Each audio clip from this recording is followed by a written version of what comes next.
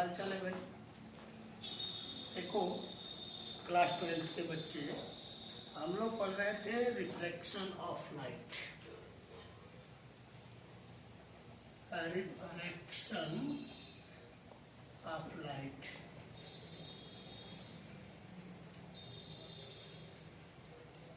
इस refraction of light में आज हम लोग पढ़ेंगे relation between refractive index, relation between refractive index, अपवर्तनांक में संबंध। जैसे मान लो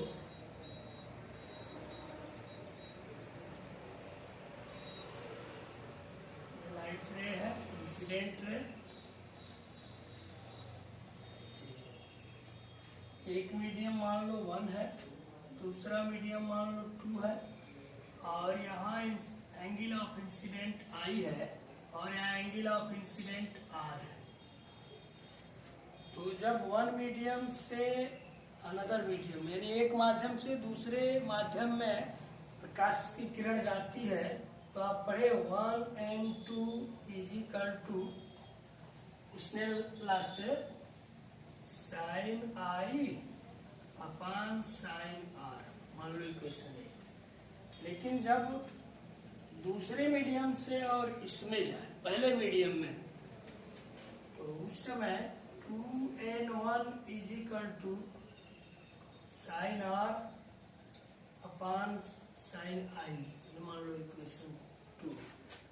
दोनों को आप ऐसे लिख लो 1n2 into 2n1 is equal to sine I upon sine R into sine R upon sine I। Sine R से sine R cancel, sine I से साइन I कैंसिल, तो 1n2 into 2n1 is equal to 1, या 1n2 is equal to 1 upon 2n1, ये formula. इसी प्रकार जैसे मान लो यहाँ नोट में आप लिख सकते हो कि एक फर्स्ट वाला मीडियम मान लो एयर है और दूसरा मीडियम मान लो ग्लास है, जैसे ऐसे ऐसे आ गई I और ये R, ये मान लो एयर है और ये ग्लास है। तो इसके अनुसार ANG is equal to 1 upon GNA, refractive index of glass with respect to air, या refractive index of medium 2 with respect to medium 1, a refractive index of first medium with respect to second medium। तो जहां दो medium हो, formula 1n2 is equal to 1 upon 2n1, उसी को अगर ये glass air है और ये ग्लास है, तो ANG is equal to 1 upon GNA, ये मान लो पहला कंडीशन। दूसरा इसी तरह से मान लो अगर 3 मीडियम हो,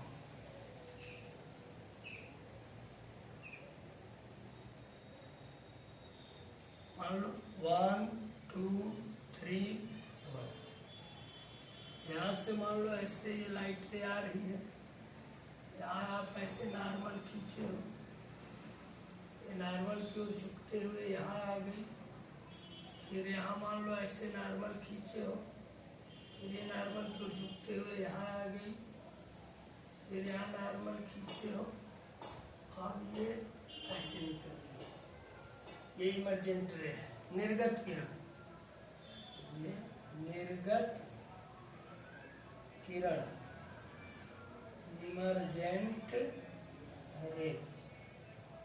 ये मान लो I है और ये R है, यह एंगल इसके बराबर होगा, के भी R हो जाएगा, ये इसके बराबर हो जाएगा तो ये भी आर हो जाएगा, फिर ये आर हो गया तो फिर ये आर हो जाएगा।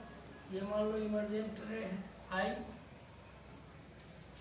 अब स्नेल का नियम लगा दो तो 1n2 is equal to sine I upon sine R, 2n3 sine R upon sine R, sine R upon sine R, 3n1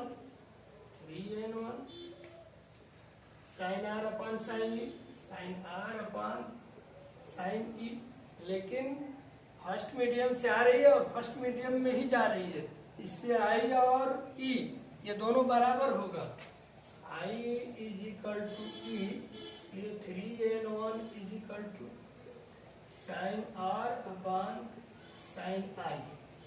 अब ये मान लो इक्वेशन 1, ये मान लो इक्वेशन 2 और उसको इक्वेशन 3।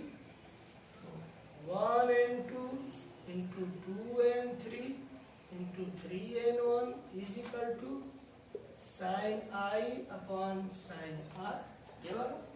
फिर सेकेंड में sine R upon sine R, third में sine R upon sine I, sine I से साइन आई, साइन आर से साइन आर, साइन आर से साइन आर कैंसिल हो गया, तो 1n2 into 2n3 into 3n1 is equal to 1। ये अगर 3 medium है तो ये फार्मूला मिला। इसी को नोट में इधर हम मिटा रहे हैं, आप देखो।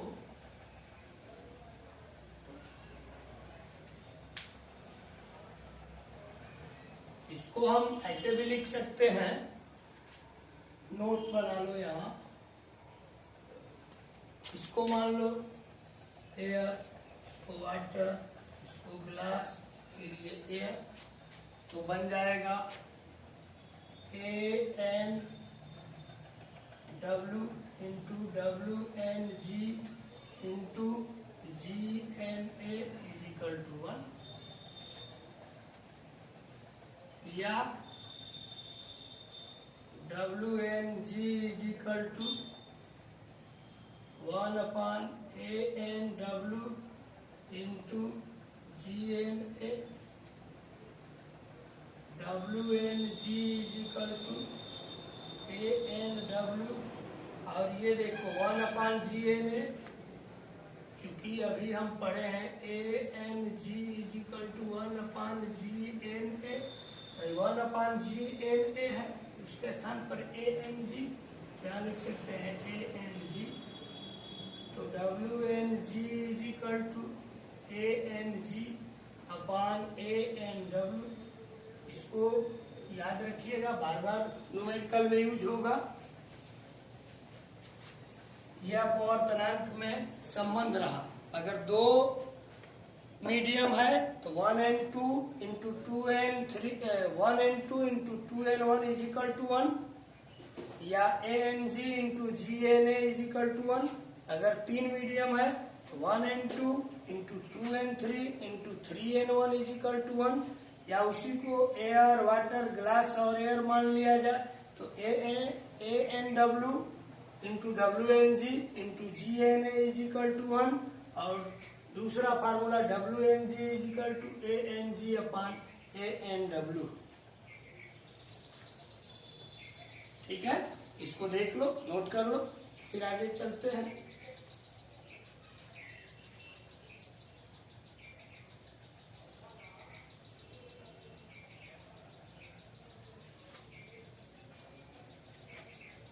अब आप हेडिंग कर दो अपवर्तनांक की तरंग दैर्ध्य पर निर्भरता।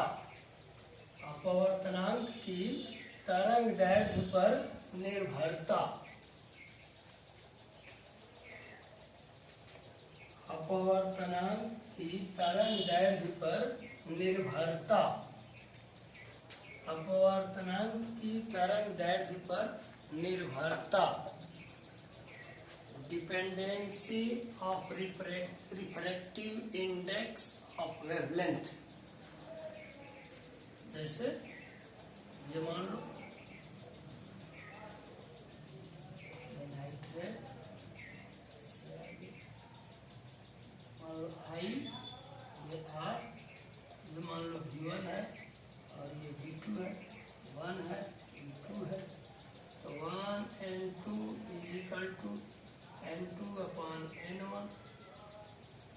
इजिकल टू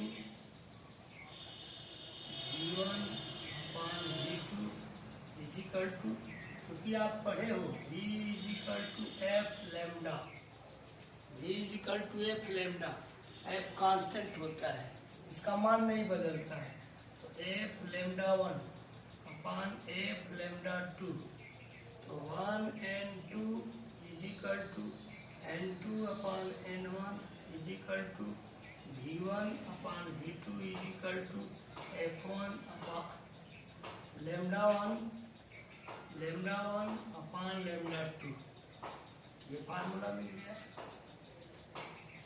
इसी को अगर ऐसे लिखा जाए 2n1 is equal to n1 upon n2 is equal to अपवर्तनांक n is equal to c upon v, ये ना फार्मूला पढ़े हैं, n और c में व्युत्क्रमानुपाती संबंध होता है, यहाँ हो जाएगा v2 upon v1 is equal to lambda 2 upon lambda 1।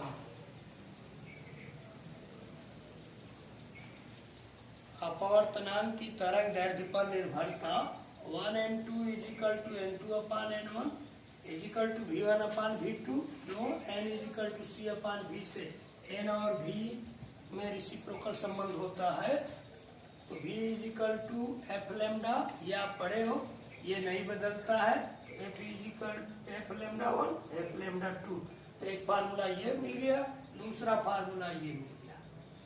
अब आप हेडिंग करो क्रांतिक कोण, क्रिटिकल एंगल, क्रांतिक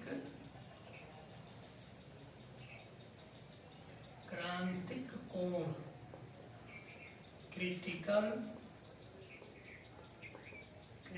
एंगल, क्रांतिक कोण, क्रिटिकल एंगल, ये इंपॉर्टेंट है। क्रांतिक कोण, क्रिटिकल एंगल, जैसे मान लो ये रेयर मीडियम है, ये डेंसर है, ये मान लो ऐसे लाइट रे जा रही है, आई हो गया, इसको जाना चाहिए ऐसे, लेकिन डेंसर से जब रेयर में जाती है तो हम पढ़े हैं अवे फ्रॉम नॉर्मल, नॉर्मल से दूर जाती है, ये ऐसे निकल जाती है, इसको मान लीजिए आप मिटा दिए, ये आर हो गया, ये लाइट रे ऐसे गई, इसको जाना चाहिए ऐसे, लेकिन नॉर्मल से वे ऐसे निकल गई। दूसरे फिगर में देखिए नॉर्मल, थोड़ा सा और हम इंसिडेंट रे को बढ़ा रहे हैं ऐसे, आई हो गई, इसको जाना चाहिए ऐसे, लेकिन अवे फ्रॉम नॉर्मल, नॉर्मल से दूर ये ऐसे निकल जाती है, इसको मान लीजिए हम उठा, ये आर हो गया, ये रेयर है, ये डेंसर मीडियम है।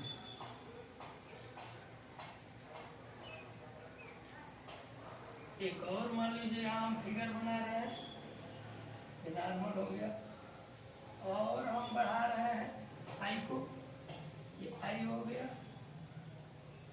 इसको जाना चाहिए ऐसे, लेकिन अवे फ्रॉम नॉर्मल ये ऐसे निकल जाती है, इसको मान लीजिए हम लोग, अब यही आर हो गया, ये 90 डिग्री, और ये जो आई है यहाँ अब सी का काम करता है, यानी I is equal to C, I is equal to C, C is critical angle, ये डेंसर मीडियम है, ये डेंसर मीडियम और ये रेयर, यानी सघन माध्यम में स्थित वह आपतन कोण जिससे संबंधित अपवर्तन कोण 90 अंश होता है, उसको हम क्या कहते हैं, क्रिटिकल एंगल कहते हैं।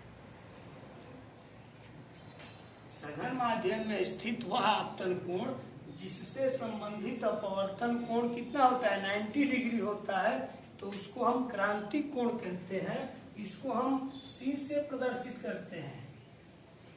That angle of incident is in denser medium, that angle of incident in denser medium which is related to angle of refraction is 90 degree in rare medium. This is called critical angle. It is denoted by C. इसको हम C से denote करते हैं, प्रदर्शित करते हैं। तो क्रांतिक कोण की परिभाषा क्या हो गई? सघन माध्यम में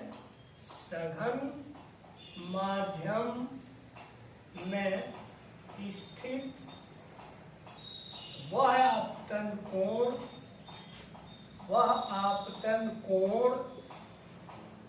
जिससे संबंधित अपवर्तन कोण 90 डिग्री हो जाता है, उसे क्रांतिक कोण कहते हैं। इसे C से प्रदर्शित करते हैं। देखो, क्रांतिक कोण, क्रिटिकल एंगल, ये डेंसर मीडियम है, ये रेयर मीडियम है। ये लाइट रे जा रही है, इसको जाना चाहिए ऐसे, लेकिन हम पढ़े हैं कि डेंसर से रेयर में जाती है तो अवे फ्रॉम नॉर्मल, ये ऐसे निकल गई। फिर थोड़ा सा और हमने क्रांतिक कोण को बढ़ाया, ये ऐसे निकल गई। फिर हमने और क्रांतिक कोण को बढ़ाया, ये ऐसे निकल गई। यानी एंगल ऑफ रिफ्रैक्शन 90 डिग्री हो गया। तो वह आपतन कोण जिससे संबंधित अपवर्तन कोण 90 डिग्री होता है, उसी को हम क्रांतिक कोण कहते हैं। यहाँ लिखे हैं परिभाषा में कि सघन माध्यम में स्थित वह आपतन कोण जिससे संबंधित अपवर्तन कोण 90 डिग्री हो जाता है, उसे क्रांतिक कोण कहते हैं। इसे C से प्रदर्शित करते हैं। That angle of incident in denser medium which is related to angle of refraction is 90 degree in rare medium. This is called critical angle. It is denoted by C. देख लीजिए, अब आप हेडिंग कर दो, क्रांतिक कोण और अपवर्तनांक में संबंध।